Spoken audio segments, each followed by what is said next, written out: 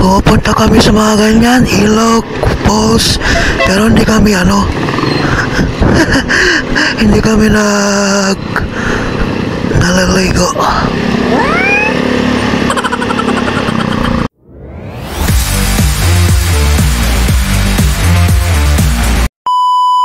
Ilog, kabalik.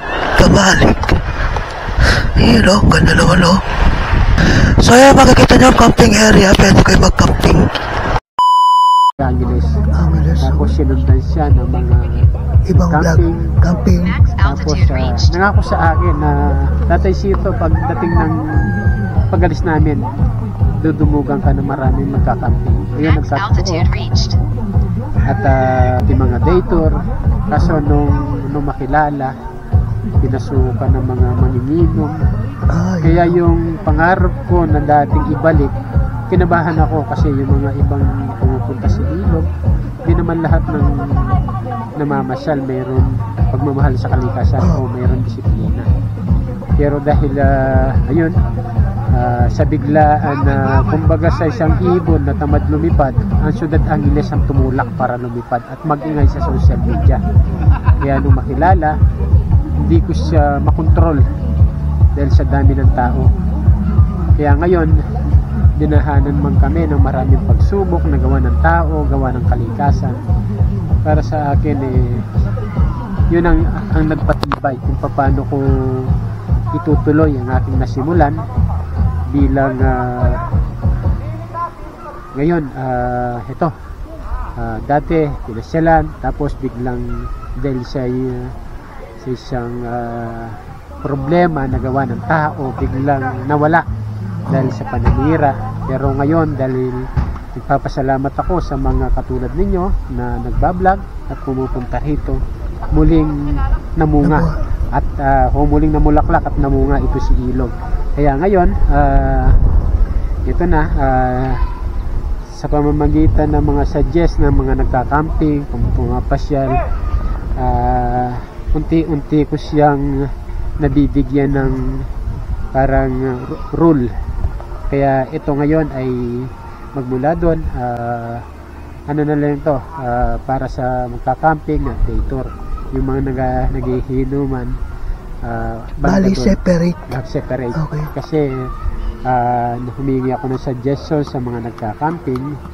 Ang lagi nila suggest sa akin, panatilian malinis at panatiliin ang katahimikan dahil kami na nasa syudad, kaya kami pumunta sa ganitong lugar ay gusto namin ng katahimikan. Kaya yun, lagi kong pag pumasok, sinasabi ko bawal ang karaoke, bawal ang naghihingay pagsapit ng alas 9 ng gabi. Kaya ayun, unti-unti napapatupad ko. Waman na mayroon iilan na pasaway, pero hindi natin tuluyan matatanggal yan. Pero para sa akin, nasa tao na lang po. Kaya ito, masayang-masaya ako na dati nung pandemic, nung makilala, meron akong nilalagay na arang sa bandang unaan kasi nung araw na hindi ko pa sinisimulan to, wala man isang minuto mayroon ka makikita nahahanap ng patay na hayop, mga baboy, dito tinatapon sa ilog nito. Pero ngayon, ito, laking pagbabago talaga. Wala nang arang, wala nang naaanod na patay na hayop. Kaya sana yung mga tao na nagtatapon iwasan na. Para at sana ang mga ilog dito sa Porac, gagamitin ko ng pagkakataon ito, lagi ko nananawagan na sana mahalin ang mga kailugan at maging anigi sana o maging dahan ang mga nanunungkulan, lalong-lalo na ang nanunungkulan sa bayan ng Porac. Hindi ko siya pagsasawaan. Itutuloy ko ang aking nasimulan sa ilog na ito, bagamat hanggang ngayon marami pang pinagdadaanan ng mga pagsubok. Talagang para sa akin parang ano na ng buhay yan. Kasi ako, farmers ako. Pag nagtanim ka, nag-iisa ka. Pero pag namunga ay namulaklak na yan at namunga, marami ka ng kahagaw sa mga bunga. Kaya itong nagawa ko sa ilog, suggestion sa mga kabataan ngayon, dahil ako, lagi nila akong sinasabi na hindi daw ako dapat na mag-manage sa isang ganito, sa isang ilog. Pero para sa akin, huwag kayong matakot.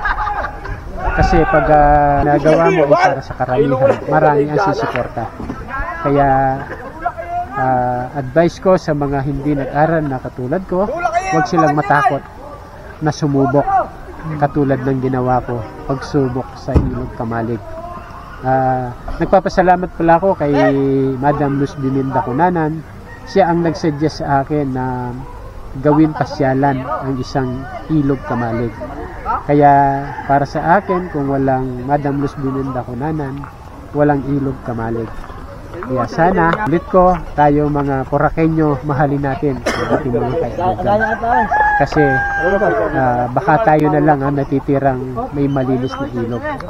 Hindi dahilan na marumi. Kaya natin yan kung susubok tayo at magsisimula. Katulad ng ginawa ko sa ilog Kamalig.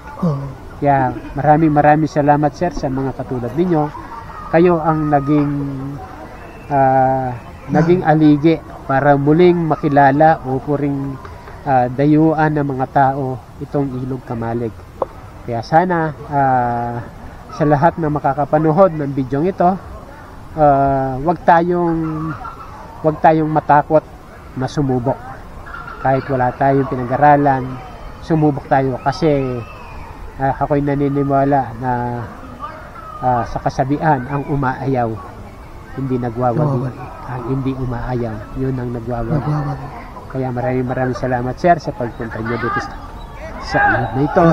Sana maging bahagi din kayo para lalong makilala itong isang ilog Kamalig. Maraming salamat. Sir, yung tanong ko pa is, ano pa to, sir? Libre pa lang siya o? Ngayon, nung makilala to, meron na pumasok sa akin na taga-trabaho sa munisipyo na pinaglagyan ng entrance to. Pero dahil hindi kami magkasundo sa sobrang mahal ng paniningil, hindi kami nagkasundo hanggang sa siniraan. Pero ngayon, noon lagi nila akong tinataboy dito. Pag hindi daw ako umalis, ididimanda ko, pero hindi ako natinag kasi alam ko ang Panginoon Diyos ay lagi tayong ginagabayan dahil ang gusto natin pangmasa o pangkaramihan. Kahit walang pera, kung gustong pumunta sa ilog na to, laging bukas. Huwag kayong maniniwala na sarado ang ilog Kamalig. Kailanman hindi nagsara ang ilog Kamalig. Yung umaagaw nito, yun na nagsabing sarado. Pero kailanman, umulan man at umaraw, lumaki man ng ilog o malihit, laging nakabukas. Kaya yung sa isang page na inagaw sa akin tulad ng Ilog Kamalig Agriculture Cooperative, huwag kayong maniniwala na sarado. Ito ay bukas. Hindi kami nagsara kailanman. Yan lang. Okay, sir, thank you. Sige, thank you po. Salamat po.